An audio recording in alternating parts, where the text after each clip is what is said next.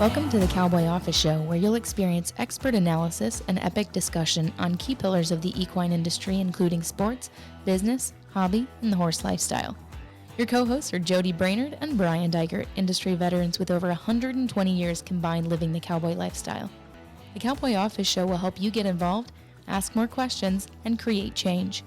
We'll keep riding for you as together we learn from the ride already ridden, learn to listen better to our horse, and make our industry better for all. Each weekly episode will take a ride around the industry in less time than you can load the truck and trailer. Drop your email at cowboyoffice.com to receive weekly updates and never miss an episode. Saddle up as we ride into today's show. Well, hello, horse world. Spring is close, but it feels like the year's marching fast. Mares are foaling, breeding season is busy, and the university horse athletic activity is in full swing. Welcome to the Cowboy Office. I'm Brian. And I'm Jody. Welcome. It's going to be a great show today. We're going to talk about the university equestrian programs and the horse show industry. We've got some great guests today. Larry Sanchez, he's the head coach for Oklahoma State University, and Laura Brainerd, the Western coach for Oklahoma State University. Both of them are from Stillwater, Oklahoma, home to Oklahoma State University. We're going to talk to these two experts that coached the 2022 NCAA national champions. First, we'll talk a little bit about Coach Sanchez. Larry's in his 25th season as a head coach at the university, Oklahoma State University, the equestrian team. His OSU teams have won overall NCAA national championships, 5 Western Discipline National Collegiate Championships, 8 Big 12 Conference Championships. Prior to his career at OSU, Coach Sanchez was the head coach at New Mexico State University, where his teams won 2 Western Discipline National Collegiate Championships. Larry's been an AQHA judge for 13 years, also holds an ABRHA card. He's trained professionally for 30 years with the AQHA. Coach, welcome. We're going to talk a little bit about Laura, whom I happen to know pretty well. Laura coaches the reining and horsemanship at Oklahoma State. She is in her 4th season at OSU. Time flies, girl. Laura helped coach the Cowgirls to their first overall national championship title in 2022 and helped garner 2 Big 12 championship titles. Previously, she coached at Baylor and at the University of Georgia. She graduated from Texas A&M, where she received her undergrad and master's degree. She is a 3rd-generation NRHA judge. We're going to talk university horse competition, athletes in both forms, horses and riders, as well as career development. As the next generation comes through university equine athletic programs, coaches, welcome, both you, Larry and Laura. Hey, thank you for having us. Thank you. Let me jump in real quick. And we got to tell the audience, Laura, your direct link to Jody. So that's one. And then number 2, because you're his niece. So anyways, and 3 is congratulations on being the 3rd generation of being an NRHA judge, carrying the Brainerd. So anyways, for all of us, Jody and I, the reining world is near and dear to us, as you obviously know. And so I think that's very cool. So welcome to both of you. We look forward to it. This is going to be a great show. We want to spend a lot of time talking about the OSU program. We look forward to you guys filling us in a lot because university equine athletics has been, I would call it, relatively new to the industry. Certainly new in our lifetime. Hasn't been around for that long. So, amateur university athletics have been around a lot longer. The equine's just kind of coming online in a relative term. So we really look forward to that. okstate.edu. They can get straight to you guys. Obviously, because you're part of the university, it's a very robust website and all the rest of that. But to get in touch with either of you as coaches to the equine program, okstate.edu. And, of course, they can go through the cowboyoffice.com. Well, great. Well, my partner here, he writes some great scripts, and this first question that he's gonna that he throws at me right here reminds me a little bit of Washington D.C. Like it's a committee within a subcommittee within another subcommittee. But we're going to ask you to explain the difference. You know, the NCAA, the National Collegiate Athletic Association, speaks for itself. Pretty much everyone knows what that is. But can you tell us, you know, the NCEA, which is the National Collegiate Equestrian Association, the IHSA, the Intercollegiate Horse Show Association, the IEA, the Interscholastic Equestrian Association. It's like a little mind-boggling to some people that aren't familiar with the college equine program. So can you help us with that a little bit? Yeah, I'll go ahead and take that one. Being that I've been involved with a lot of those organizations for a long time. First of all, I feel obligated to say that when you mentioned earlier, Jody, that we had just come off of winning the national championship, you had said, and a lot of people do this, and it was partly on us because when we named our competition association, the National Collegiate Equestrian Association, NCEA, it was very similar to NCAA, and our hopes were to one day get to NCAA championship status, which would make our sport an NCAA championship sport. But until we get to 40 schools sponsored, right now we're the NCEA, and that was the national championship that we won this last April. But to answer your question, the NCEA and the IHSA are two separate collegiate competition formats. The NCEA is the one that the NCAA recognizes as the collegiate sport of equestrian.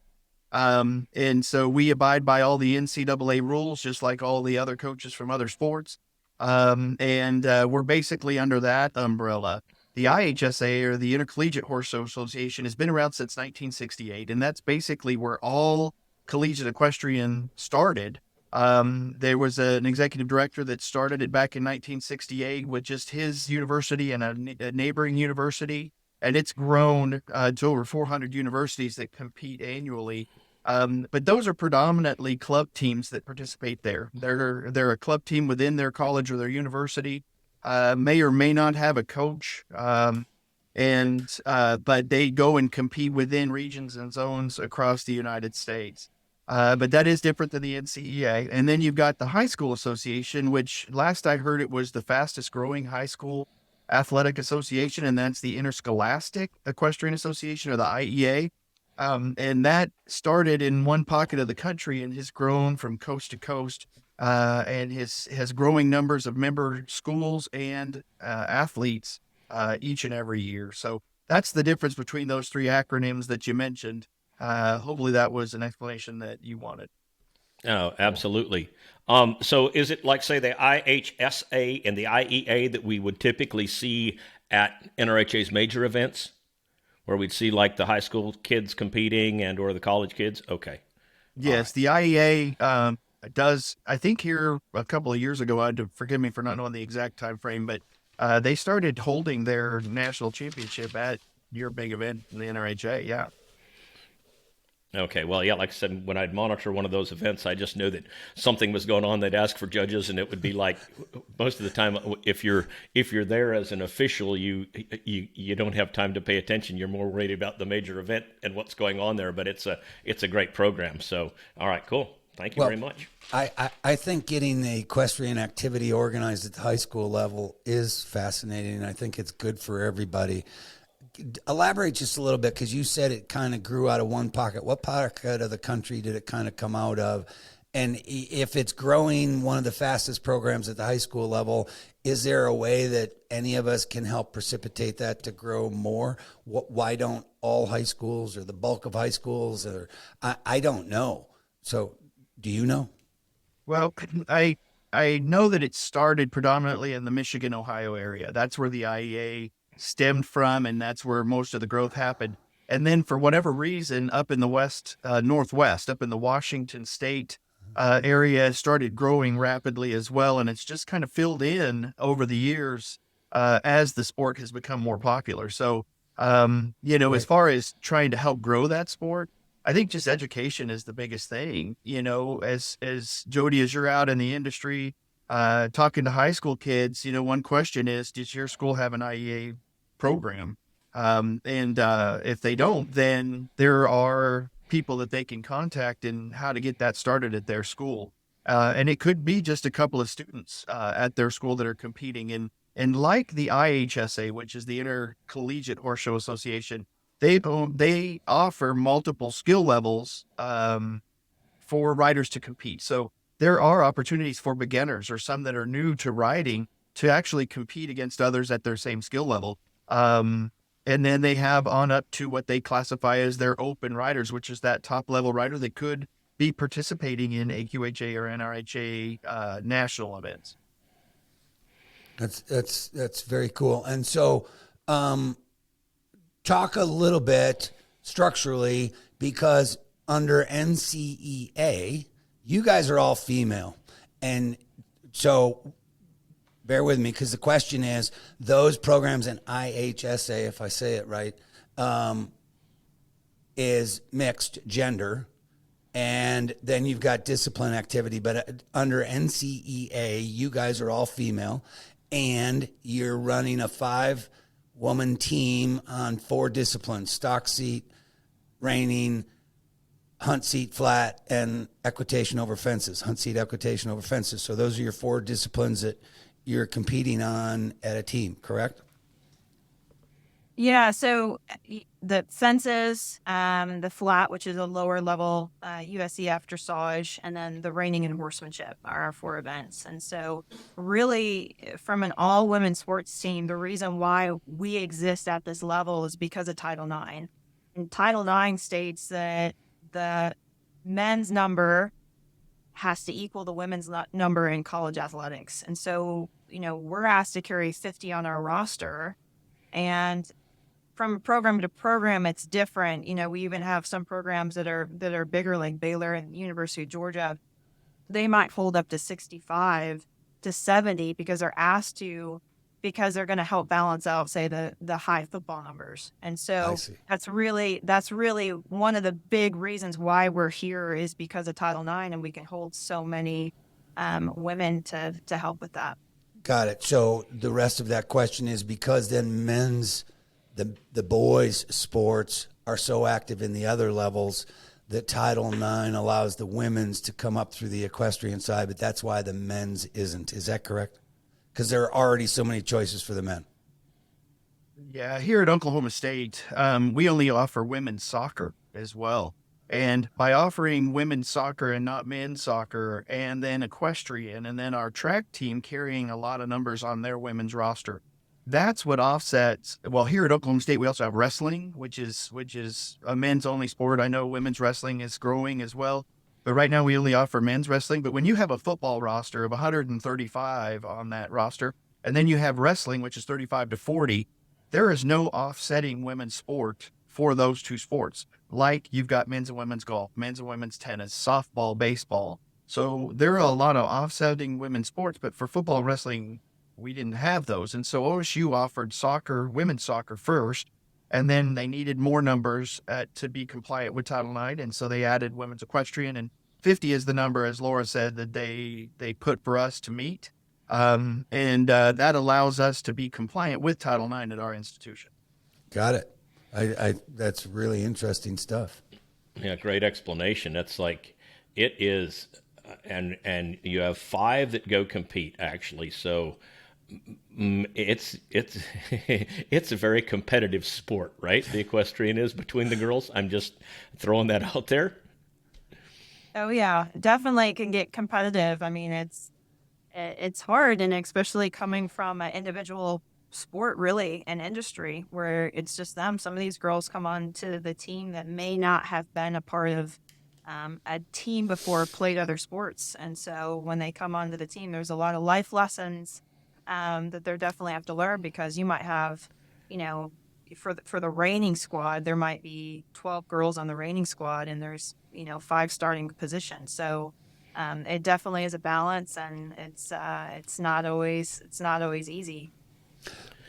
With keeping 50 on the roster, I'm assuming. So you're changing up like other sports that are team, your starting lineup, you might be changing them up per meet or per week when you guys go and compete. Is that a fair assumption? And that's primarily what your job is, Laura. Is that correct? Yeah, no, definitely. I mean, we're constantly looking at the girls, and it's and evaluating every single meet. It might be the same lineup. It might change a little bit depending on what forces might be in the draw. And we want the girls individually. We always tell them, you're running your own race. You can't compare yourself to somebody else, because these girls come in with different skill sets and different experiences. Some of them come in with a lot of more experience from a training standpoint. Some of them not so much. And so you have to run your own race. And at the end of the day, as coaches are going to pick who's the most prepared this day to be able to go out and do their job, and based on probability too. And so, it's definitely a challenge. We're in constant communication as a staff. What's the best dynamic for the group? What's best for the team? Who's the most prepared to put in? And it's a challenge for sure. So how large a staff beyond you two is the OSU staff to run this phenomenal team that won the 2022 NCEA championship? Yes. How large a staff?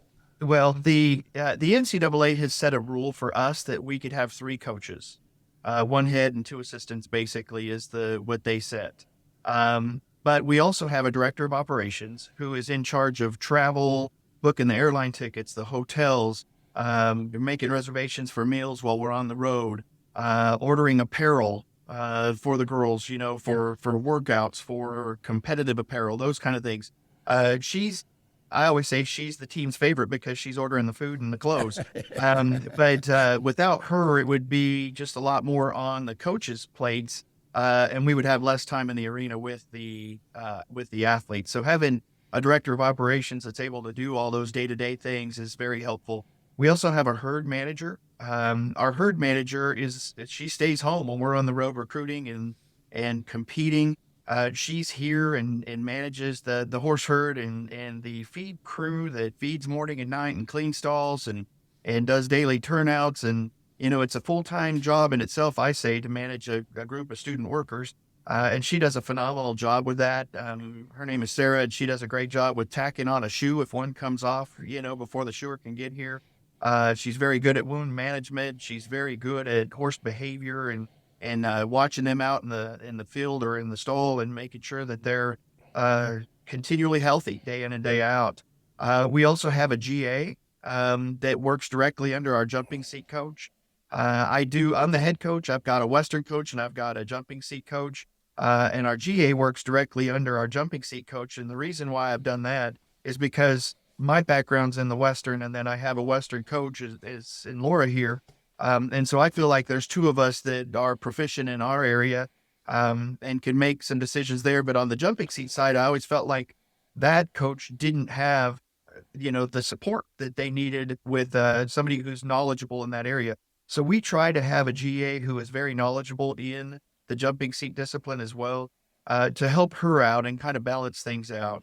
And so in addition to that, we have external staff, which helps us keep the girls academically eligible. We have an academic support system, and we have a counselor that works with our girls individually about keeping their grades up and making sure that they contact their professors when they're going to be out of town. We've got an athletic trainer who is at our jumping seat practice when we're actually, doing the fence work. And then she also holds office hours to do whatever therapies physically that the girls will need. And so she also travels with us when we go on the road and make sure that she's keeping the student athletes as healthy as possible, and us coaches can focus more on the competitive side of things. So in a nutshell, that's our staff. But we're so fortunate that we are under that athletic department umbrella, that what is provided for all the other sports is also provided for equestrian. Right. That's Jody. Could you imagine if we would have had those kinds of resources in our day? Could you imagine? I was just going to say it's a good thing this barn is empty, because I'd be trying to steal the herd manager. I'd be putting her to work right over here at Big Lake. But that's fantastic. That's stuff you never see when we occasionally Amy and I'll go over and we'll have a chance to watch a competition at OSU. It's great fun to watch. But let me ask you something here. By definition, an athlete wants to win, unless it's like Brian and I, when you get to be our age and we want to go play golf or pickleball or something like that, and then maybe it's just more about having a beer and enjoying yourself. And but when you're talking about college athletics, it's like there's a lot of pressure on you guys too.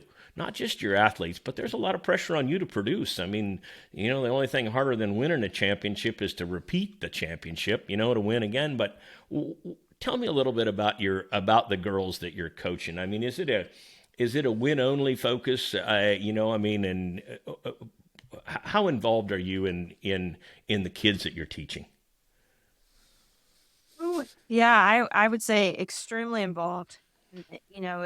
I think that for us, is it about winning at all costs? No, it's not. And I think that we really try to be character focused here and really focus on the person over the player approach, because we believe, and we're finding more and more that character drives the process, which ultimately drives the result. And, when you look at where they're coming from, they win, but even in the industry, from a judging standpoint, it's easy to get caught up in, you identify your self-worth and just by the championships that you win, the titles, and being that we are a judge sport, you're always seeking that approval. So a lot of when they come onto the team, we're trying to challenge that mindset and develop into more of a team mindset, because there's bigger things in life than just winning. And it's exhausting. Winning is exhausting, and it can be a really big burden. And I think that we try to focus so much on character and let winning be a complement to what we do behind the scenes, because I think, it's exhausting just to win all the time and be chasing titles, and it doesn't fill you. When we won the national championship, it was a huge highlight. I mean, even in my life and in our career. But the next day, it's like, all right, we got to do it again. How are we going to do it again? And it creates happiness, but it doesn't create joy. And I think that we're charged with that really as a staff and as coaches, to say it's a big life lesson too.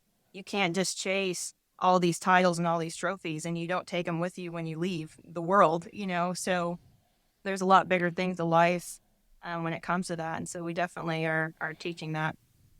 Well, also, I want to add to that, but that in the end, only one team gets to hoist that national championship trophy.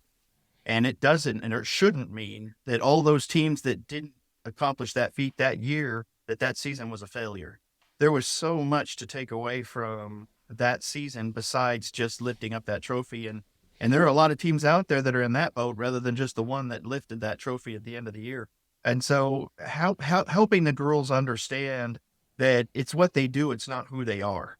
And then also the lessons that they're learning day to day and participating on a team with an end goal is going to give them the tools necessary to succeed in the workplace once they graduate college with that degree and are able to pursue that career maybe they've been wanting for a long time, and then ultimately make enough money to support their own horse habit. So those are all things that we hope to be teaching them along the way.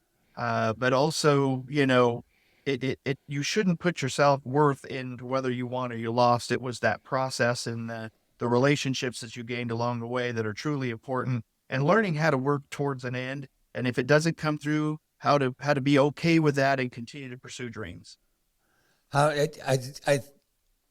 cool. And the big one being, because there's a lot of conversation in the most recent years in the sports of horses and the concept of making it team sports. And we can have a philosophical conversation about it all you want. When you get through it, it's an individual sport. But you guys are doing something in a unique space in the industry that allows other cultural people skill set enhancements through team cultural components. I'm not sure how to exactly say that, but I think that that's very fascinating, because then those achievements, not only on an individual level, go to a bigger cause. And that's what you're kind of talking about, right? So it's really an interesting paradigm, especially when you put it into context of all horse activity. But you said a big one, Larry, which is supporting the horse habit. And one of the things, Jody, I hear you, because that's kind of like our time. And I think that there's an interesting spot that the industry is in, that can actually start to be transformed and enhanced, because can you make a living out of this industry through your career? Making an industry that's career building is different than a hobby activity career. And so those are the differences. And I see our industry we're at that spot now. So it's fascinating to kind of watch it. I don't know if you guys want to go on with that, but I love the team. What you guys are doing at the university level is a phenomenal piece on character and human skills that can be relatable back to an individual competition.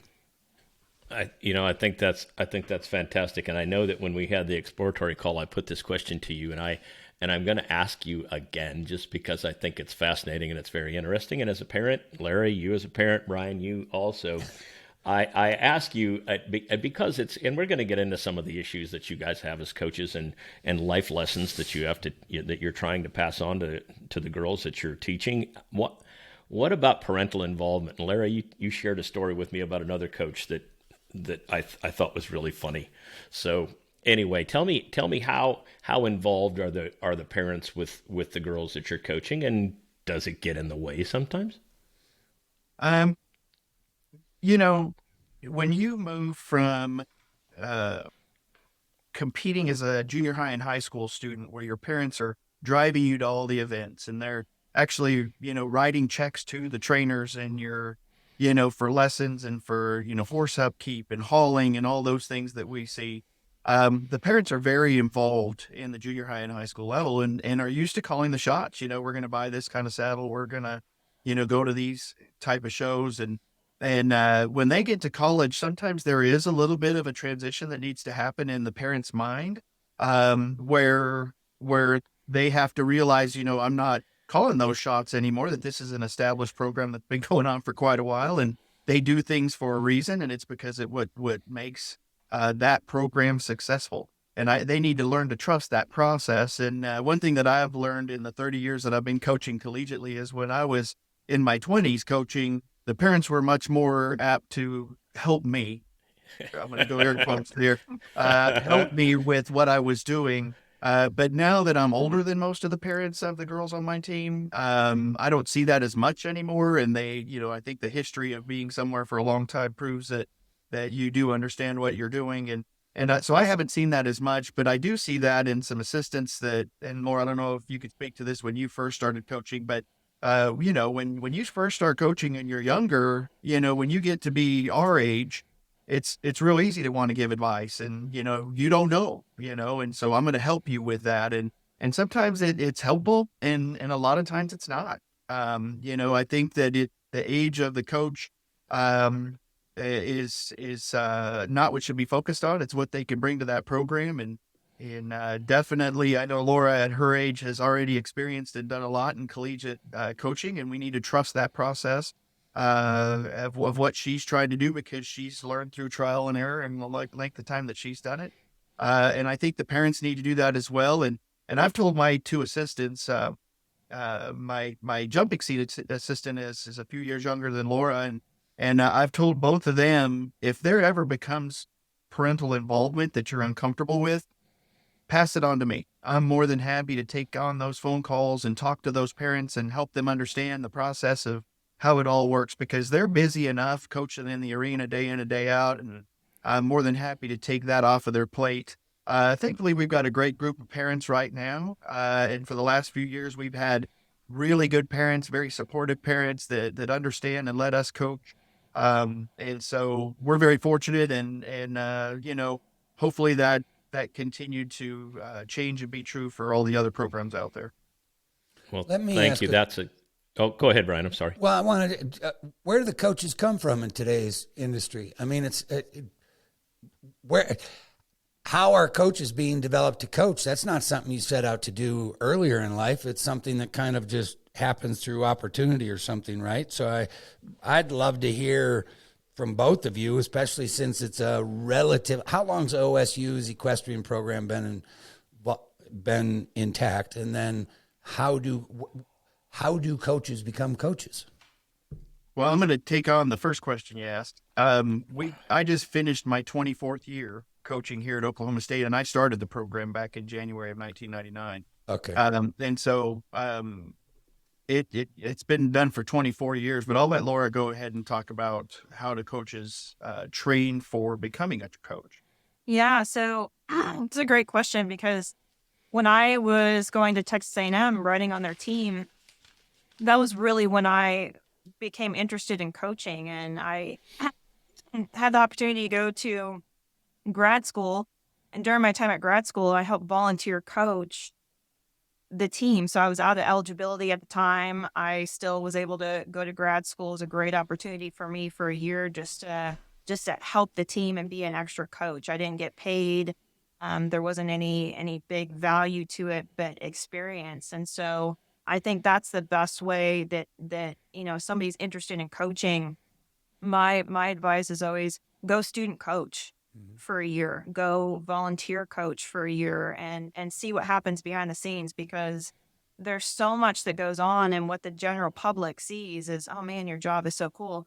Absolutely, it is cool. We love our job, but what we do in the arena is such a small piece of it, and the behind the scenes and in the office and the recruiting, and oh my goodness, there's so much to it. And so for me, that coaching at Texas A&M for a year was huge. And before I graduated, I was able to, there was a position at the University of Georgia that was open. I applied thinking there's no way they're going to want somebody without big experience to come in. And I went and interviewed and got the job before I graduated. So I was really blessed with that. But the jobs in collegiate equestrian in terms of coaching are really far and few between. Okay. I mean, there's not a lot of openings, and when it happens, you got to jump on it. And so I would say that it's unheard of to have somebody that just comes in to the coaching realm without some kind of college level experience and some kind of experience knowing, even being an athlete first, for Right. sure. Well, and one thing that I've noticed is that a lot of the coaches that are head coaches and assistant coaches now within our organization were college athletes themselves in this sport. And to me, and of course, I didn't compete in the sport of equestrian. My background was in rodeo when I went to college. And I got into the performance horse side of things after college. But to see these coaches come through with actual athlete experience, that's very valuable, because they know what an athlete goes through. They know what it's like to make the starting roster and not, and they understand all those things. And so I think it's very beneficial. We have had a few people from the industry step into the coaching arena. I know Baylor had Cindy Walquist in there for a number of years, and her husband had trained within the corn horse industry for a number of years. And she'll tell you, as well as others that have come in from the industry without competing, the learning curve is pretty steep. And there's about 2 or 3 years in there when you first start coaching collegiately that there's a lot of learning that needs to go on as far as the NCAA rules and how to function with a team of 40, 50, 60 privileged 18 to 22-year-old girls. And Laura said it right. The arena part is the easy part. And so, you field a lot of phone calls from those people who don't know what it's like to function within a team that's that big. And we just try and help each other out and help them to understand that the easy part is in the arena. It's all that other stuff that you need to figure out what worked best for you in that program that you're in. Well, that's a great answer. And yeah, I can't even imagine that much estrogen in one spot. Right? Anyway, but Fill the trailer with all those mares. Oh my goodness me! Yeah, it's like and I just got thinking about that from a number standpoint. Every football team has a position coach. I mean, heck, they'll have 24 coaches, and you get 3. For 50 girls, those numbers aren't the same. I mean, that keeps you up late at night. Tell me what you guys see as I don't. It's not about a specific number, but what are some of the hurdles that the university NCEA program on a national level? Are there hurdles in front of you in the horizon or not? Is it a limitation to coaches because there aren't as many I don't know. Do you have them? And if you do, what are a few of the big ones? I'm not sure. And is Title IX a hurdle? Because, I mean, fundamentally, this is my opinion. I'm not trying to get into university athletics and Title IX regulatory functions, but Jody and I have always been strong proponents that one of the best things of the horse world and the horse sports world is that the horses don't care about what gender the rider is. It cares about the rest of your character. So I think that that's a fascinating component. Then when you put in the amateur athletic components and you got the things like what we were talking about with Title IX, now you got to split men and women. I don't know, but are there some hurdles as far as a university athletic program and growth to it that you guys would see?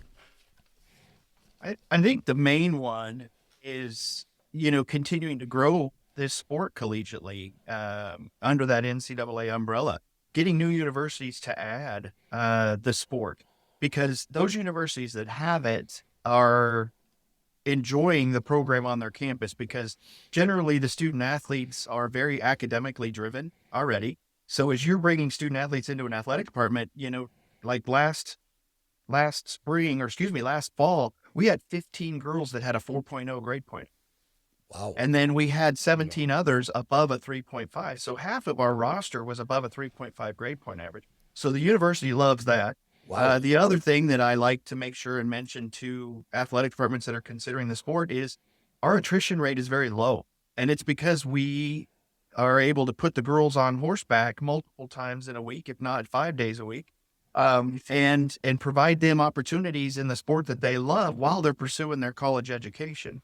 And so our goal is to educate those universities. And the challenge is we've been around quite a while now, and we're kind of like that house on the corner that hasn't sold yet. That somebody thinks something's wrong with it, but we just need to continue to educate those universities. There's really nothing wrong.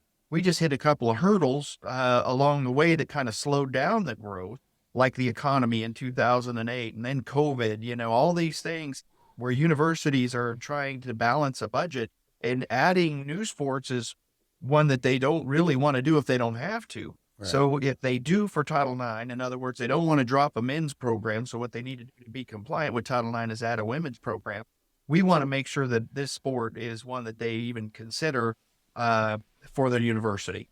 That's the main one. I think I'll let Laura go ahead and speak to one or two others that might be there. Yeah, I mean, Larry nailed it. I think that we talk a lot on it within our coaches association about how we need to grow and get better. And, for example, anything from, making our judges system or officiating system better to shortening our 3.5 hour meet times down to 2 to less than 3 hours, just so we can get televised, educating our crowd on what they're looking at, how this is judged and why it's subjective, and why did that girl lose her point versus why did she win her point. So there's a big education component that we're missing and needing to enhance too, and looking at expanding to commentary as well. So we could even get into the sponsorship piece too. There's a lot of room for opportunity in that within NCEA. So,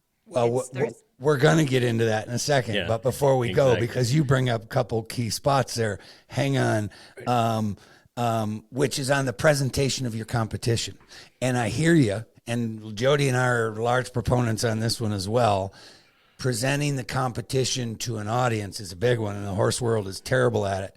And is anybody noticing what the NBL, National Baseball League, is now doing? Which they put new rules in place, which is on the pitcher and the batter, which is all about speeding up the game, which is all about keeping an audience engaged. And I find that fascinating. There's some AI stuff in there too that Jody and I are going to spend some time in. But you're on a big one, which is because those economic opportunities, when you bring a final product, I don't care if it's at the amateur level or the professional level, if you bring a quality sports product, is there plenty of economics to be capitalized on? And that answer is yes, all day. And that's exactly what you're talking about, Laura. So I think that that's fascinating, including the commentators. Time and commentators are a big one, which would allow you. Now that leads us to the NIL, the name and license component. And we all know, the NCAA, gambling, all of that stuff. But when you talk about sponsorships, because now you're talking about it from an OSU institutional level, having rights to presentation of competition versus all the way down to the individual and or team. And so what does that mean to you guys in today's time? And how do you manage your way through that? like drinking through a fire hose. It really is. This name, image, likeness thing is happening in our sport as well as all of the other sports. And it's awesome that the student athletes can benefit off of their name and their image and while they're doing their sport. And there's really a lot to it. We're very fortunate right now that the rules say that we can't be involved too much within that as coaches. And it kind of helps us because we're already busy enough. We already have a full-time job, but to add sponsorships for student athletes to that is a whole other thing. And we're very fortunate here at Oklahoma State that the university hired a person to manage that with all the sports. His name is Barry Hinson. He's been in collegiate athletics forever, coached basketball at Division I level and just understands all those parts of it. And he's able to focus solely on that name, image, likeness part. So if we have a girl on our team that wants to get involved in that, we give them his number and we say, give him a call and he'll help you out. And we're very fortunate that we don't have to be involved in the day-to-day of that. But, it's a whole big thing with collegiate athletics, as everybody's probably hearing. And we're happy for the student athletes, but again, we need to bring them back down to reality and say, if you want to make money with NIL, you've got to be successful in your sport. And in order to be successful in your sport, you've got to practice hard, work hard, and make sure that your focus is in the right areas. And if they do that, then the opportunities will come more so than if they just think they're going to become popular and then they're neglecting the hard work that they need to put into succeeding horseback. Yeah, that's excellent. And this stuff is much more Brian's department than I am. Like the NIL, it's like he's the guy. But I wanted to back up just a second if I could, just because from guys that are Brian at my age that have, spent 40 plus years in the horse business and made a living doing it and, being actively involved in it. I just want to touch a little bit. And because I can speak from a horseman's standpoint, OSU's horse program, you can't have a horse program without a horse, right? And I think that the care that the intercollegiate horses get, OSU is that's the only spot I can speak for, because that's the only place that I've seen the actual care that goes into the livestock, and it's phenomenal. I mean, the veterinary care, the fact that the aged horses that you have, the ages of the horses that you have that are still competing.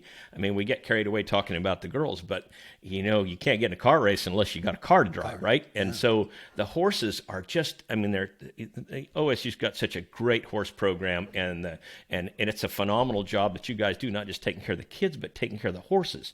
And I mean, we could talk for a day about it, but could you tell us a little bit how you get them? I mean, how do you get your horses? I mean, where do they come from? Yeah, it's definitely we're fully on donations, and so anytime somebody is looking at donating their horse, the benefit to them is a tax write-off. And of course, we sell the benefit too. I mean, your horse is getting a second life, great care from so many girls, great care from the program. So a lot happens where we find horses is through our connections. So we might get trainers or different people within the industry that know us and know what our program's about and how we care for them call us up and say, hey, I've got this old industry show horse. He's got some soundness issues. Maybe I can't sell him. He doesn't really pass a vet check, but this is an issue that can be maintained through our good vets on our side, and that we can get some more life out of them. And so it's a great program in terms of that donation process. And so we'll put them on once they come here, we'll put them on a 30-day trial. And so it's still, that horse is not ours, but we're testing it, putting it through the program to make sure it's going to be a win-win situation for both sides of the fence. It's going to be a good situation for that potential donor, and it's going to be a horse that's beneficial for us and our program. Once we move past that, we say, okay, after these 30 days, this is going to work. We might run it through a pre-purchase exam just to make sure that the issues are going to be able to be maintainable for us. And then we go through the paperwork process, which then in turns, the appraisal goes through our foundation, and then they get sent the information for their taxes. So that's how our donation process works. Let me ask on that one. How regulated is the horse in the competition? And the point is drugs, medications, all of that stuff, because having manageable biomechanical functions in the horse, and everybody's knowing all of that. And I don't know.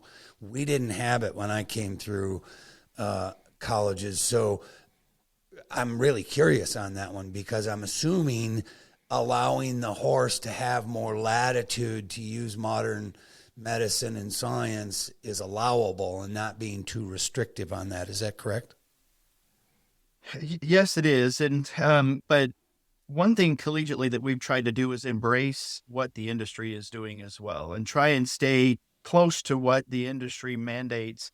Now, we don't have drug testers coming to our meets, and testing. And we did have them at the national championships one year come through, just because the USEF is our governing body. And in order to stay in compliance with the USEF, we have to allow them to come in every now and again and do that. And they did a few years back come to our national championships with the drug testing team. And we were very fortunate that, all the horses were competing and happy and healthy. But as far as the maintenance goes for soundness, we're very fortunate that we have good vets that help us keep them as sound as possible. And like Laura said, our vets know that when we bring them a pre-purchase exam candidate, which is how the industry understands it, they know that they have a decision to make, to where when they do that evaluation, they can say, yes, I think I can help you keep this horse sound for a few years or a number of years. Or there have been a couple of times where they're like, you know what? I can't. I will not be able to keep this horse sound for very long at all. And that's when we say, thank you for considering us, but we're not going to be able to use this horse here, because we don't need any more horses out there that we can't use. We've got a couple that have retired and they've earned that, but we don't want to take them in as a donation that we have to retire right away because of that. So if the vets say, yes, we think we can help you keep this horse sound and moving in the way that it needs to perform the events that you do, then we are comfortable going ahead and accepting that donation and doing what the vet recommends as far as keeping our horses sound. We have good sponsors too. And I don't know if you mentioned sponsors on this Sure. this show of yours, but we've had a recent sponsorship come on that's helped with us as far as the soundness of our horses and extending the longevity of the age of the horses that we use in our program. Good for you guys. So the bottom line is you guys are following the collegiate activity is following USEF rules and regs on that regard, correct? Okay. So you didn't have to further modify it accordingly. And then the rest of it's about what's manageable. So yeah, no, That's I'll fantastic. I'll even add to it too, just from the training standpoint. We do have more flexibility when it comes to the aids that we have for our horses. So we can go in and we can show, a aged horse. I can put it 2 hands. I can put a Cavasson on one. I can put a Martindale on one. We don't, but it is allowed. We put a belly band on, things like that. So we do have more flexibility in the collegiate world to do that. So For instance, we get donated, a green 2-year-old or 3-year-old. We can progress that horse in training, but to get it exposure in our world, I can, like I said, I can put it in a snaffle. Yeah. I can put it 2 hands. We can make some adjustments with it where we may not be able to do that in industry, things like Right. that. And take your time. So that having time to your advantage would be a big one. So And take your time. That's huge. yep. It is, and I will say to people that may be listening, I've seen some of these older geldings compete, and I'm telling you, they enjoy their job, because if they didn't, there's no way that they would compete at the level that they do with the girls on them. And I would have absolutely zero issue with donating a nice older horse to a university to go through this program, because I know the care that that's going to go into them, and the training program that goes on. I mean, I've seen it.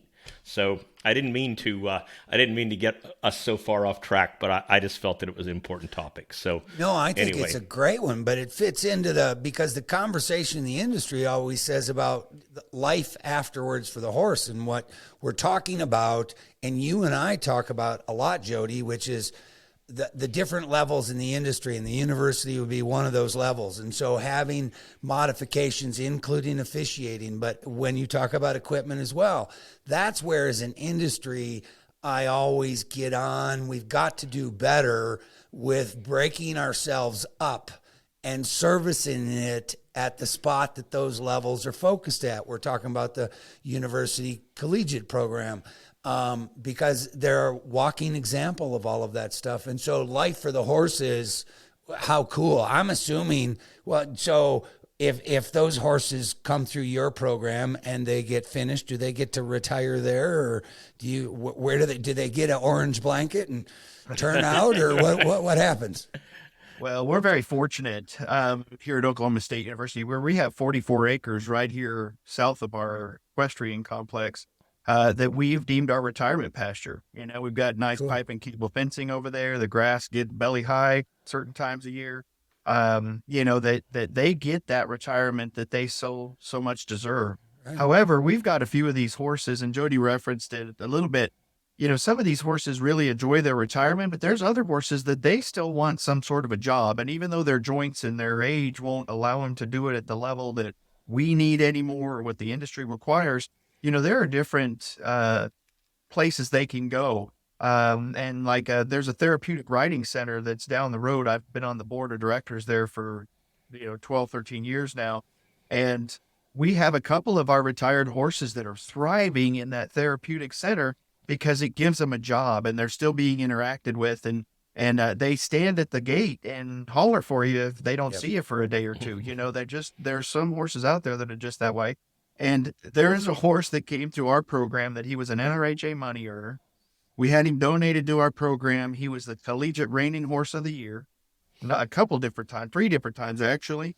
Then once he wasn't able to do that, we used him in the horsemanship for a little while. But then when I moved him to the therapeutic riding center, he competed at the Special Olympics and was a Special Olympics gold medalist. Right. So Awesome. he excelled in every level that he's competed at, from the industry to the therapeutic riding, and he's still one of the favorite horses there at Turning Point Ranch. See, Jody, there's still hope for us yet. Yeah. I just want to get turned out in the pasture. I don't want to be competing. Oh my goodness. Well, that's really good, and thank you for that, you two. I mean, that's really good.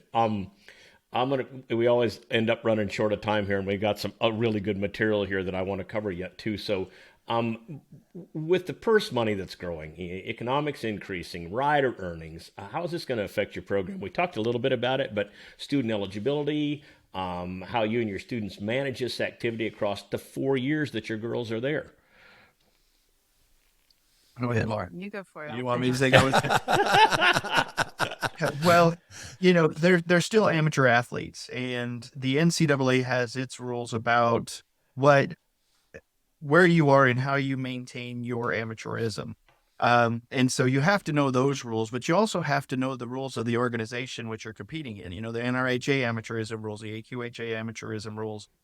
So it's up to each individual to make sure that they're aware of that. One thing that we do as coaches through the recruiting process is we encourage our recruits to keep accurate records of the expenses that they have for competing in the industry, and then the earnings that they might make. And we ask them to keep accurate records. That way, if they are ever audited by the NCAA questioning their amateurism, they just can't make more money in the year than it costs them to compete in them. And those of us that have been in the horse industry for very long understand that that's a very small number of people that actually make more money at the end of the year than they paid out to compete. To do it. But keeping those accurate records is very important. It's just like I always tell them, it's just like the IRS. You want to keep your records just in case you're audited. Most of us will never be audited, and I'm going to knock on wood over here so that I hadn't been yet. But I want to make sure that I have those records there and available should that ever happen. And that's the same way they need to look at it as far as proof for amateurism. But I don't think we've ever ran into a girl, and we've had world champions and girls that have won a lot of money in the horse industry, but none of them have even been close to losing their amateur status as far as the NCAA is concerned. I think that's fascinating because that component in the industry today is a growing one. Bear with me, because we've had a very active in the advanced Western side. They've been leading the fact that non-pros can compete and earn significant prize money. That's been around for a while. Then comes the pressure to create an amateur division outside of the non-pros. That doesn't make sense to me. And so all of that fits into this component on where that kind of plays. And I think that that's interesting when you look at the industry on a larger level, because then again, we're talking about servicing the industry in the segments that they should be, but with a growing purse economics, which I think is very healthy for the industry. It's how do we divvy up those purses? And when you put too much emphasis on the non-pro or the amateur side, that's where I think you start to tip yourself in the wrong direction. But what you're saying is that's not a growing problem with your students yet. Is that correct? We haven't seen that yet, no. Okay, that's good. That's actually good, which then just goes back to the rest of it, Jody, which is a hobby industry versus I'm making a living industry. So we'll go on with that one later. Yeah, exactly. Okay, well, cool. How about, let's talk a little bit. We touched on this a little bit too, but how about the recruitment and career development? What about that? How are you going to recruit? Where are you finding your riders?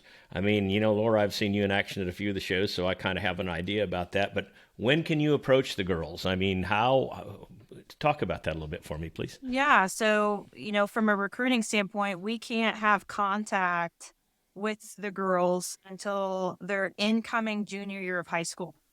June 15th is the date.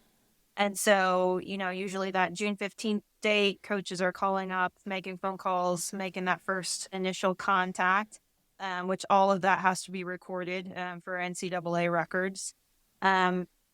Where we're recruiting, we're going to be recruiting at all the major horse shows. So NRHA Derby, NRHA Futurity, the NRBC now, and it's great because it's in our backyard. I mean, we'll go to Congress for the horsemanship side, AQHA, PHA World, all the majors, and we're blessed because we're hub central here in Oklahoma. We've got Oklahoma City and Tulsa back to back, so it's easier for us.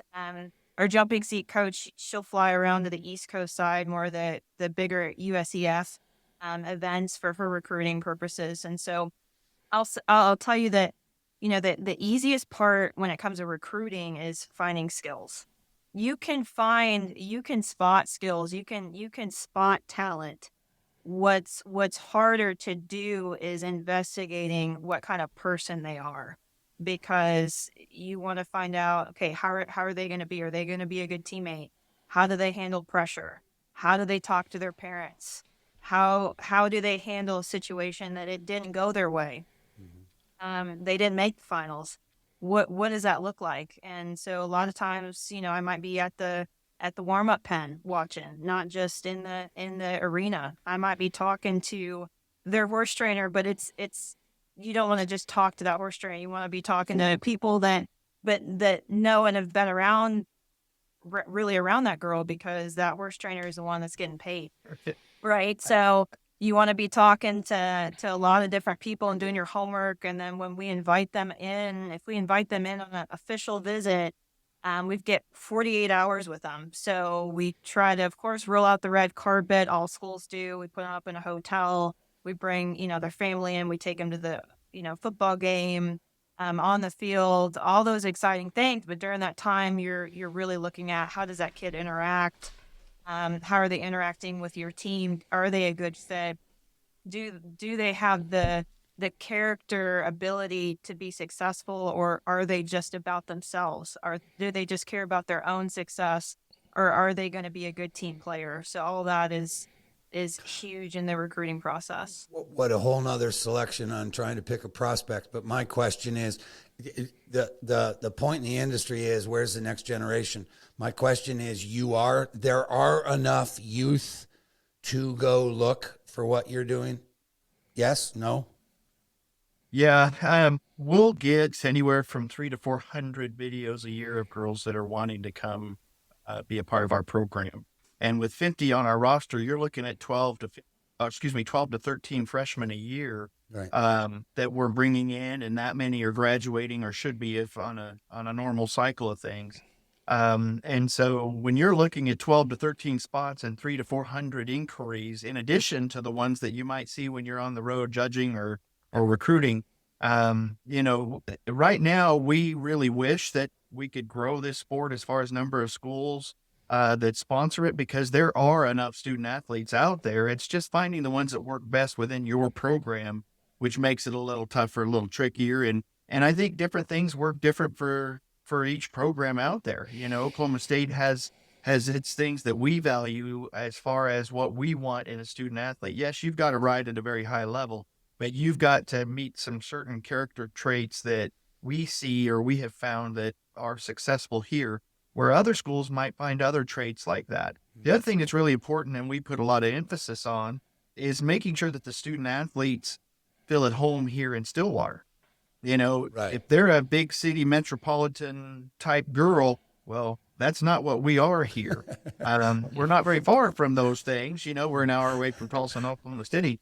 But if you like the big city life, it might not be the place for you. However, if it is a place that you feel like you can really feel at home for 4 years and really feel like the way we run our program is a part of your family, then those sorts of things, if they want that, if they see that as valuable, and we think that they have what it takes to be successful, that's where you see the wins on both sides as far as the recruiting process is concerned. I think that's interesting. Country in the Northeast is very different than country in Oklahoma. So that's basically the way you said that. And if people aren't, I hear you, but and I'm not trying to be overly judgmental on it, but you guys are in Tornado Alley. And so people that haven't, your average windy day is like a major storm to most other people. So I hear you on all of that. And so anyways, that's interesting. Well, yeah, that is. So let's just, as long as we're on that line, let's jump ahead that 4 years that you're talking about, and tell me where most of the girls are going after they graduate. I mean, are they trying to stay in the ag or the horse business, or do you find that it's diverse? They're going every different direction. I mean, help us with that a little bit. I think that's interesting as heck. What are they going to do for a living, right? I would say it's diverse more than anything. We do have a few that want to stay in the area of ag, or in the horse industry, or whatever that might be. But I would say the majority are going so many different other places. As I look back over the years that I've been coaching, I can't tell you the numbers of doctors, lawyers, dentists, business, owners, just all across the board, of where they've excelled and succeeded in the industry. And then now I'm starting to see a lot of them that are participating as amateurs again, and they have kids of their own, and their kids are showing in youth and they're showing as an amateur. And it's just fun to see that. But Jody, to answer your question, I say whoever is looking at riding in college needs to first say, what do I want to be when I grow up? And then make sure that that university has a major that will help you get to that place. And then if they have a collegiate equestrian team that competes at a high level, that's just icing on the cake. But you need to keep the reality of getting your degree first. And the team is just an added benefit for you. So all of your team people are across all the academics. They're not just in the ag school. They'd be in medical, pre-med, whatever, right? Yep. Okay. And it makes sense. But when you were talking about 4.0 GPOs, I mean, shoot, you throw me back out the window. So anyway, I think that's fascinating. But career development's a big one in the industry at the moment on all the supply lines and the next generation. Those are big topics all the way across the board. And the next generation and getting them not only exposed but involved in the livestock and the ag side of the world. What does all of that mean? So you're actually helping by saying it's actually quite healthy. I'm going to take us up a notch. Give us your view on how the horse industry is kind of doing in today's time. You're both very active, very knowledgeable. How is a horse show industry, how are we doing? Laura, you've got some notes there. Well, Ooh, you got plenty to talk about, huh, Laura? no, I don't. I mean, I think that, our horse industry, of course, is changing. I know I'm the youngest one on this call, so I can't speak to the biggest timeline, but I think it's definitely evolving and constantly changing. I think that, when you look at payout tire, the price to play is higher. We're becoming so specialized, I think, in our events versus, the big all around world. Our trainers are getting better and more specialized. The breeding quality is getting better and more specialized, and even dropping it down to a college level. You look at how we recruit. We're recruiting specialized girls in those 4 events. When we go out to recruit, it's, can this girl be the best at the event that we need, or is she currently the best? And so a lot of it, goes along with the industry, how the industry is evolving. But even us from a college athletic standpoint in equestrian, we're really looking at that individualized sport as well. So definitely changing. And is that a good change? Are we growing and moving forward? Or especially, Laura, from your point, being the younger one looking, I think that view is highly valuable. I'm just curious, so that again, Jody and I talk about this a lot. So it's not how we see it; it's how others see it. And so having a more well-rounded view is why we asked the question. Well, I think as a horse industry, we need to continue to focus on that grassroots entry level, portion of our horse shows. I sit on the Oklahoma Quarter Horse Board of Directors, and one of the things that we talk about all the time at all of our meetings are how do we continue to encourage growth and membership, and what we found is being able to host introductory shows and maybe host some clinics. These people may have never participated in a horse show before, and they load their horse in the trailer and they come, and they just don't know what they're supposed to be doing or what, each event entails. And so offering clinics there, at a reduced rate or free of charge, a part of the horse show to help them be successful, to teach them the few things that they might need to know to communicate better with their horse. Those are things where we need to continue to put our efforts. Now, I know what I just said was probably not popular for those that are professionals in the industry, which is donate time and offer free clinics. But if we want to keep our industry growing and keep introducing new membership, those are the things that we have to take the time to do. I mean, you've got to give back in some way to an industry that has given so much to you. And so we need to make sure we're focusing on that and keeping that as a priority in our conversations at our meetings that we have within our industry. Yep. No, I hear you. Yeah, I do. I think that's a really good answer. I couldn't agree more. Brian and we discuss this all the time with the reining horse, and with the Yellowstone advent and the TV coverage that the Rain Cow horse and the cutting and the reinings have had, and the phenomenal growth that it's gone through, and sometimes NRHA, I think they. Just a personal opinion. I mean, not they want to the futurity and maybe the top 5 money earners or those slots are the ones that get all the attention. But I've always maintained that unless you have another generation coming up behind them, pretty soon you're going to run out of people, right? So anyway, that's just an opinion. So. Okay, so the fact that this program wasn't even in existence, 30 years ago or thereabouts, I guess, Larry, that's pretty close, right? What's the next step? Where's it going to go now? At the university level. If you have some growth, fantastic. If it stays the same, do you see the programs growing where they're at? Or, obviously you kind of got to stay where you're at. I'm curious about what you and Laura think that the program's going to go at the university level.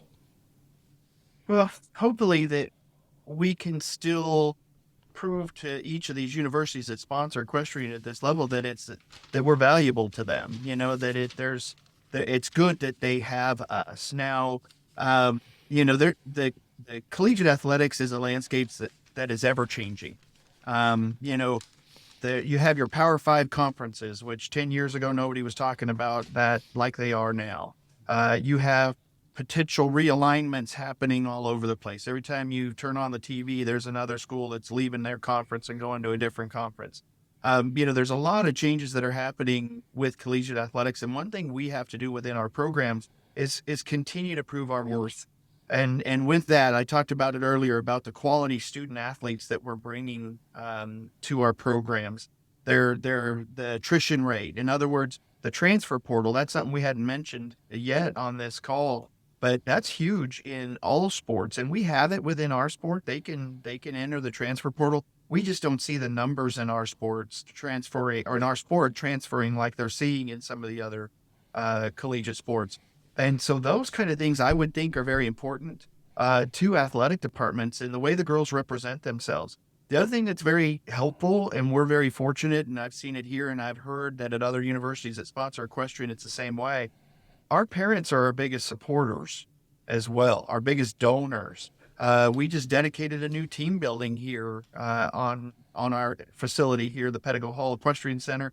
And our team building was a donation from 2 parents in particular that donated the money for us to be able to have this facility. And that's something that in other sports, you might not have that parental investment, them helping the program grow like that. And when an athletic director is looking at 2 sports and one of them can come with its own set of donors, its own donor base that can help with facilities, can help with equipment, can help with travel, I would think that would be appealing because, it's like going to that turnip, you can only suck it so dry. And so we want to make sure that you let the athletic departments know those things, and that would keep them interested in continuing to fund and recognize the importance of having equestrian teams on their campus. Yeah, I would add, I think we have a great product. Become a Division I athlete and get an education.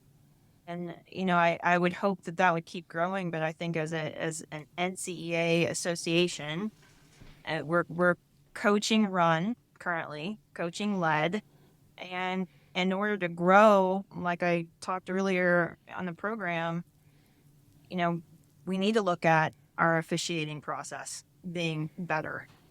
How do we engage our fans more? How do we get out there on ESPN and shorten our meets and create that sponsorship? All that's really important, and I think that it really starts with what's going to be best for us, the we before the me, because as a coaching group, we all get in our own lane, our tunnel vision and focused, and we get running and we forget sometimes what's best for the association to grow. And we just get so honed in on what's best for us, our program, or just for me. And so I think that's probably goes hand in hand with the horse industry as a whole, right? And how Absolutely. to grow Jody talks about all the time of the answer lies between, It's in the middle. the old and the young, and the it's middle, in the yep. middle. And Yeah. so, and that's where we need to take a big step back, even as association, and say, okay, right now we're spinning our wheels for us to grow. What's it going to take, and what's best for we, not me?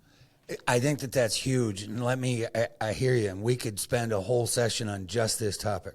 We won't, but because we're running out of time. The point I think is fascinating. And let me ask this question. The NCEA is a organizational component. So you guys are structurally organized across the university systems that have female teams that you're competing. Is that correct? Correct. And now my question is, how hard is it to change inside the NCEA organization? Because you would have, I'm using logic and I don't know, but you can adopt rules that are already existing like USEF, like AQHA, like NRHA. You can pull those things in and use them as you wish, but you could also step into new territory if you wished. I'm going to go into the officiating in a spot. My big question is, how easy is that to institute change, or does it get stuck and slow down because it's a large national organization, that kind of stuff? I use bureaucracy. I have a lot of government experience. I know it well. Does it get stuck in there, or is it easy to change and modify?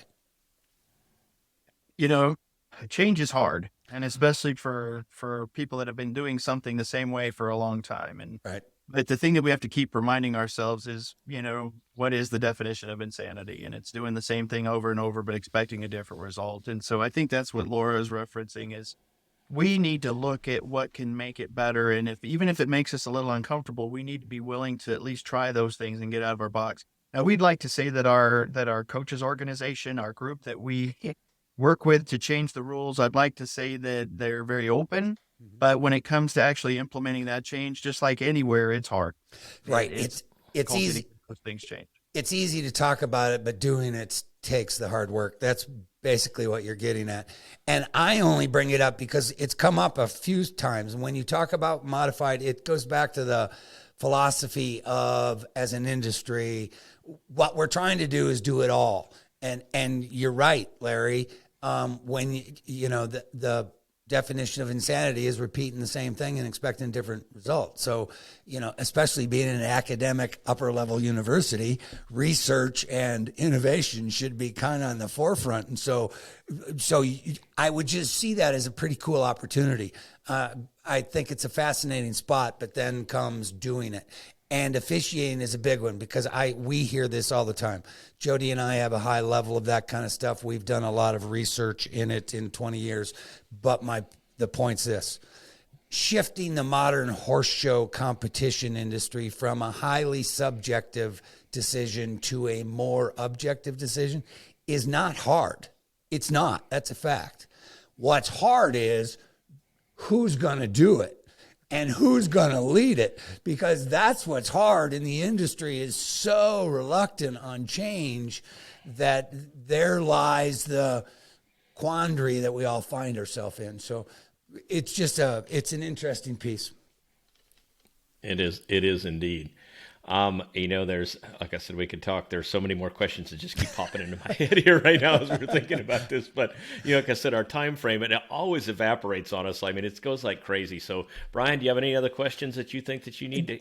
Well, yes, because we could go on forever, but we're not. So I think we hit some key things. Again, we allow ourselves every episode we have done so far at the Cowboy Office has left us at the exact same spot.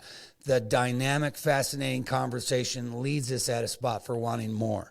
So I think, and we do. We're gonna, we've got other colleagues like you all that are in the university systems, and we're gonna Jody and I are gonna spend some time from the Cowboy Office doing more of these shows across the industry on a national level, because how do we, one, get the great horse industry exposed to more people, and then also how do we help ourselves to change, because that's the hard part. So it's a little bit of our driving spot. So no, I'll wrap it up for all the obvious reasons, and Larry, Laura, we can't thank you enough.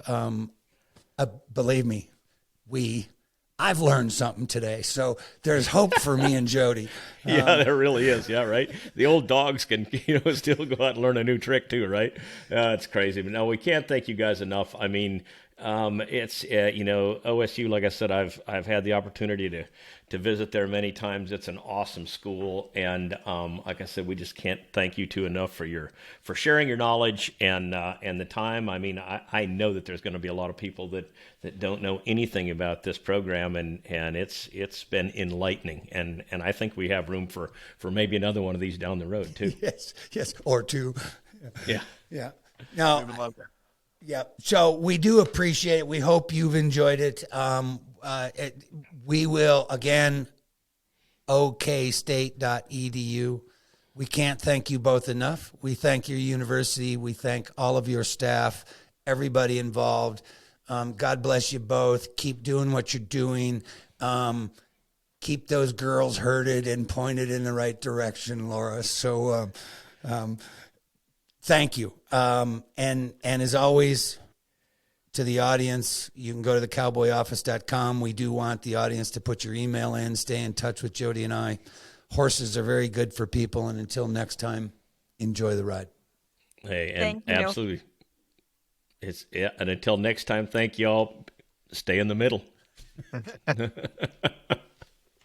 Thank you so much for riding along with us today. Sign up at cowboyoffice.com, a full-service agency that helps bring forward-thinking equine brands into the 21st century using digital skills and services such as website development, graphic design, social media, and media production such as the podcast you're consuming here today. Thank you so much for riding along with us today. Sign up at cowboyoffice.com to be the first to know about topics affecting the industry we love so much. You can reach out to us with topics you care about by finding us on TikTok, Instagram, LinkedIn, Facebook, YouTube, and all podcast platforms. And remember, share this episode with someone that may enjoy it, because the more we can share our horses with others, the better our world will be.